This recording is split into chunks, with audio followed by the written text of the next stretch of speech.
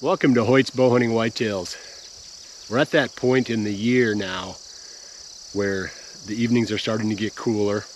This morning it was in the 50s. It's the end of August. It's starting to feel like hunting season isn't that far away. Changing gear, starting to think about what we're going to do this fall, where we're going to sit, how we're going to go about it, maybe even which bucks we're going to hunt. It's an exciting time if you're a bow hunter. Opening day is a little over a month away for us. So we thought that in light of the timing and the fact that we kind of have a deer in mind, we're going to do a hypothetical how would you kill this buck episode. And it's not 100% hypothetical. We're going to use the Jordan buck's behavior from last year. This is the deer that we're hoping is going to be around this year. We believe that he is. Neighbor found his shed during the winter in the same area where we figured he was living. When Jack came and flew this place for the drone, the thermal drone survey, to get the deer numbers on the place, we think we spotted him bedded up in here. So in other words, we think he's here.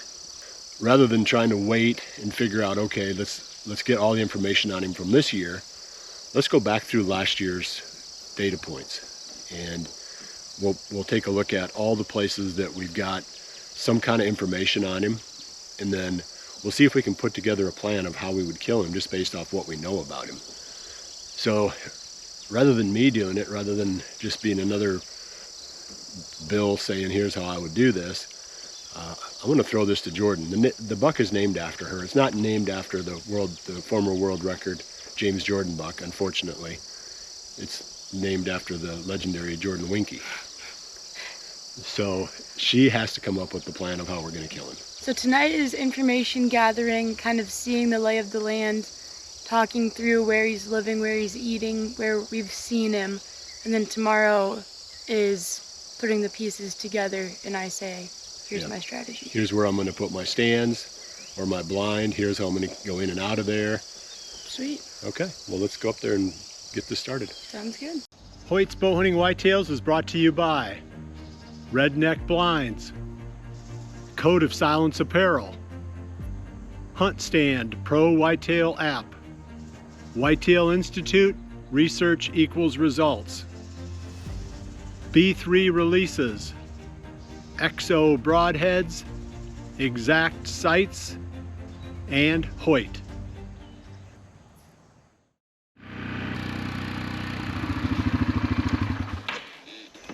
This is the first stop on the Jordan buck tour. We had a bunch of pictures of that deer. You can see a branch overhanging just over to our right. And there was a scrape under there. And I had a camera set right on this sharp bend on the top of this ridge.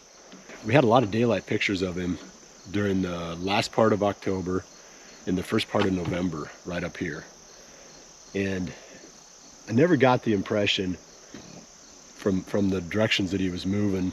He never seemed to approach it from out on the point. It seemed like he was going side to side. I'm not saying that it's impossible that he was bedded out here, but in the evenings when he'd come to this scrape, or in the mornings when he was leaving, it wasn't like he was going that way towards that bedding area.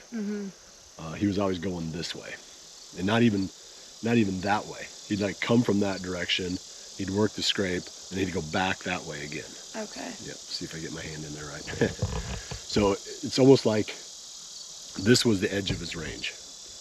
You know, like maybe, and I didn't have cameras down in that valley. We need to get some down in there this year just to find out if he was ranging that way further. But it felt like maybe this was the more or less east end, I guess it would be. I'm not 100% sure on my directions up here. So just the fact that he was daylight active here, you know, and not at like first light and last light, it would be, you know, well into the day. That should be important information for you too. I didn't hunt him last year. I think we could have killed him. Yeah. But I think so. But I didn't hunt him because I want him to get a year older. And since you were laid up, I just thought I'd let him go another year. But I'm not going to give any more hints on where I would have done it or how I would have done it. But this is the first spot. And we'll keep working our way up through here. It's kind of like a game of Clue. Like, who did it in which room with which weapon. Yeah. We have the who and the weapon kind of narrowed down. We just Yeah. need to figure out which room. Yeah, that's right. There's a lot of rooms here. Yeah.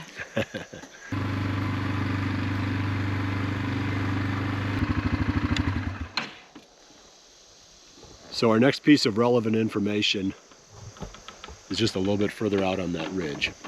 And I killed this little spot in front of us a couple months ago or whenever that was. And I spread Whitetail Institute wintergreens in there. And that's a brassica blend that, you know, it should kick into gear here pretty quick. We can go look at it and see how it's doing. I fertilized it last week. It was starting to come up. So the whole idea was to have one little small additional thing here to maybe corner him, if there is such a thing. You know, if he's still using the same pattern, this might be, you know, a location where he would stop in once in a while. And we've got a stand up here to the right, not very far. We sat there one time 2 years ago. We had that little 6-pointer kind of come in, and he was too far away for you to shoot at, and you know, that was the only time we ever sat there. Yeah. So I think, you know, it's just, like I said, one more thing to factor into the big picture. Keep moving. There's more spots to look at up ahead.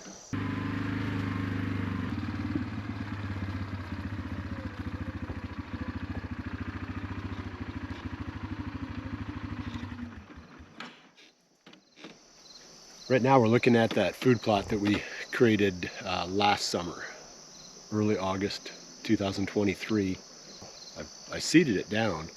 It looks like I need to spray it. There's a lot of grass coming up in here. Yeah. There is seed in here?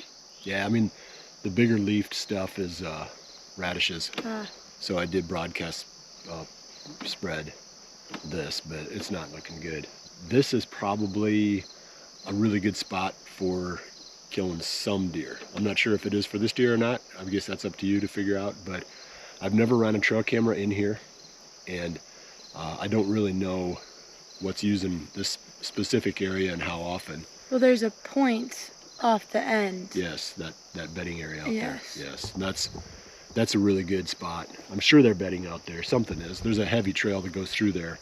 When we did the TSI work in there this past winter, Carson and I, there was tons of sign, one big heavy trail going all the way through it. So I'm sure that during the rut, the bucks are cruising that. So you need to keep it in mind. It's just one more piece of the puzzle.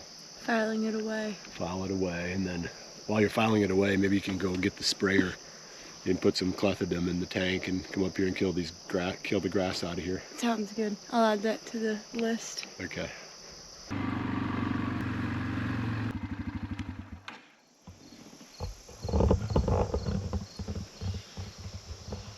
This is the spot that we call the open gate.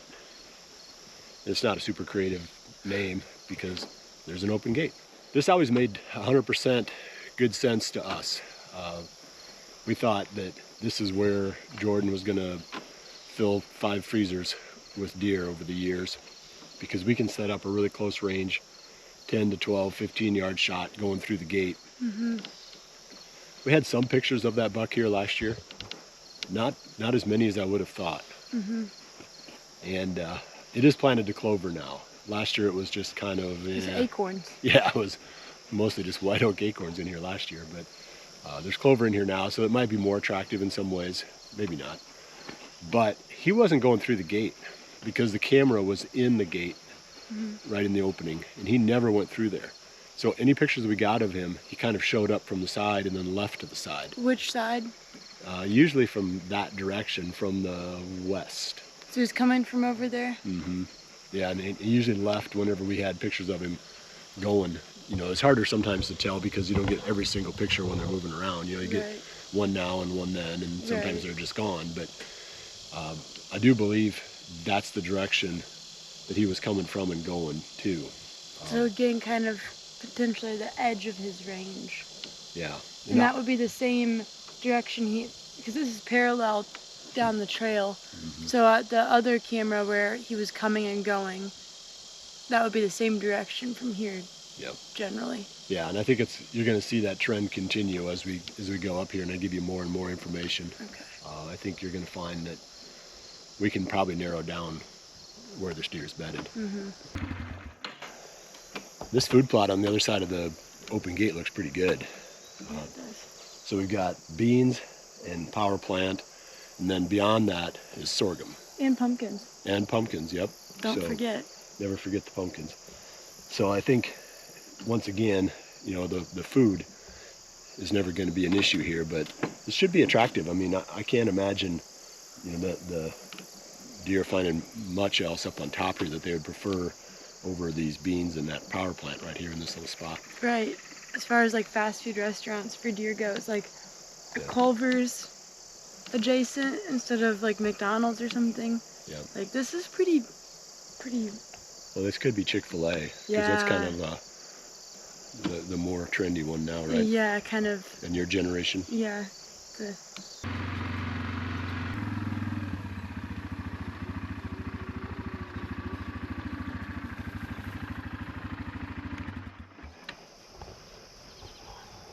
Believe it or not, we're going to learn maybe more from this spot where we're sitting right now than any other spot that we've been to so far, other than that first one. I think that was pretty relevant on that first location with that scrape and the daylight activity there. So behind us is another open gate. In front of us is a point, like a bedding point, and then off to our left in front of us is another one. So let's go through everything we know about this. That's where Jack filmed what we figured was him back in March, bedded out on that point. He'd already shed his antlers, but it was a buck with big pedicles, and again, it's sort of like, kind of figured this is where he lived anyway. We had a lot of pictures of him right here in this open gate back in September, maybe a little bit into October last year. Where was he coming from and going? Well, he was coming from that direction. Yep. So he was coming from out on that point that where second ridge. Yep, where Jack, you know, had filmed him back in March, and so we were already kind of thinking that's where he bedded. And then when he left, sometimes we couldn't tell where he went, but rarely did he go out the open gate. Usually he went either back in that direction or across, like staying in this little grassy field and not going out into the crop field. Well, there were a lot of apples and stuff to eat along there too. That's it. Because if you think back in September of last year, I mean, gosh, there was acorns and apples everywhere, and a lot of them along that edge. And some ponds up here too, I think, that they hold water. And that's the spot we're going to go to next, and that will factor in some way too, I'm sure. But also, I was here about two weeks ago maybe or so, and drove through here in the evening, and Bentley was with me, and he was running through the corn, and he jumped out a big deer, and I just caught a flash of it, you know, going out of the standing corn and in through that open gate into here. But it was a really big bodied deer, and it looked like just a little, like I said, that little flash that I caught out of the corner of my eye, like it had something big on top of its head. So it wouldn't shock me if that was him, because again, behind us and out into that standing cornfield now, which was a pit cornfield this winter, that's where the neighbor found one of his sheds. Oh, okay. So it's just right behind us, about 100 yards. I gotcha. Yeah. So again, the pieces are starting to align. Yeah. We've got a couple more spots to look at, and then we'll wrap it up for this evening and let you ponder on how you'd go about this. Sounds good.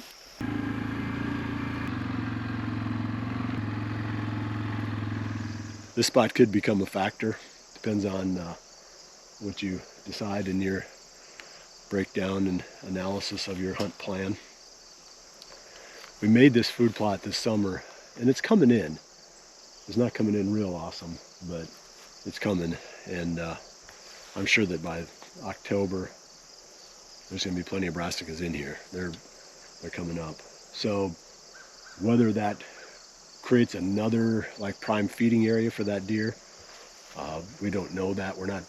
I don't have any camera data from this area specifically. And don't forget, we've got that water down below too, that pond, and that's another thing to consider, because that could definitely be a factor too. This would be pretty large range though.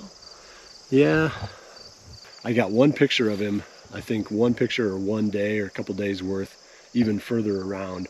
But you got to figure That's only a little bit more than a quarter of a mile to where we thought he was bedding. Ah, yeah.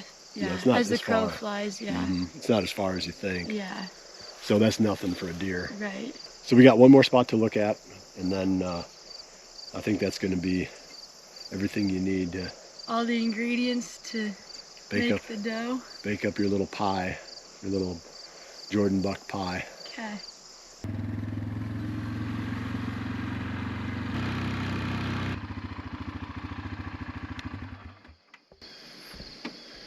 We're at our final spot now. This is the spot we call the scrape tree. The valley, up the valley a little ways is the haunted shack. We have a few landmarks. National monuments. Yes. They are highly sought tourist attractions for sure. We did get pictures of that buck, quite a few pictures of him here last September and maybe into October. They were all at night. Yes. After dark. Yes. He looked really good. I mean, big bodied, big heavy. I mean, he got your attention for sure. Mm-hmm. And those were right on the lower end of this bean field right behind us. So if I remember correctly, he wasn't coming to the top camera, right? Or like he wasn't showing up on the camera that was farther up the valley? No, the one up by the haunted shack. Right. Yeah, nope, he wasn't. Right. Nope, and he would hit the scrape, Mm-hmm. and sometimes he would hit the scrape. Mm-hmm. So it was really weird. Like in the evenings, he would come from that direction. So it'd be... Right, because I was just going to ask. The camera was... It was right behind it.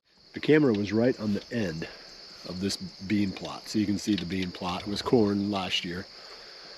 And he was hitting that after dark, and he was coming from that direction. Like coming this way? Yeah, we don't really know where from. We just know that when he got to that spot, Okay. he was coming from... Well, that makes sense, because that bedding ridge that we thought he was on is like right there. No, it's there. It's right Yeah, there. yeah. Yeah. Okay. Yeah, so there was something, you're barely showing up in this video here. There you are. I'm not doing very well, to be truthful with you. I'm hurting today. Hopefully tomorrow I feel a little bit better so we can put a little more enthusiasm into this. But so anyway, that ridge that you were pointing to, that's the one where that sharp bend is, where the scrape yes. was at the top. Yes. That's yes. that one. Yep. So this one in the middle is the one where we thought he was probably bedded on. Mm-hmm. And then if you go one ridge further up the valley, that's the one that was out in front of the other open gate, the one on the very top, you know, on that corner. Mm-hmm. So the pieces kind of align. You know, this is the spot where Ethan and I were hunting this, I think it was October 18th of 22, and we filmed him. Pretty cool footage. He came running from, believe it or not, that same direction from the south. He came in, hit the scrape tree, and then went up into the field. And he was a 3-year-old. That's what we figured anyway. So that's how we've arrived at his age to be 5 this year. Mm-hmm. But that's the only time we've ever seen him down in this valley in the number of times that we've hunted it. In daylight. Yes, and we've hunted it a fair amount, but he hasn't even really showed up down here on camera in daylight, which is kind of weird. So that's really, I guess, the big picture of what we know about this deer. I'm not saying he doesn't live other places. He might, but he didn't hit any other cameras. Like, we've got cameras on other parts of the farm, and he wasn't hitting any of those. So I think he was pretty localized right into this area behind us and up on these ridges, you know, that complex of 3 ridges up there. So you got your homework cut out for you. Gonna be drawing maps, and you're gonna wake up and the whole barn's gonna be like wallpapered and maps with strings tied between it, little dots in there. Yeah. Mad scientist. Yep. So that's I'm looking forward to that. So we'll check back in tomorrow, and Jordan is going to have her plan for us. And so again, keep in mind, this is hunting last year's patterns on this year's fields. So we're assuming that if he does the exact same thing this year that he did last year, this is how we'd hunt him this year too. Gotcha. All right.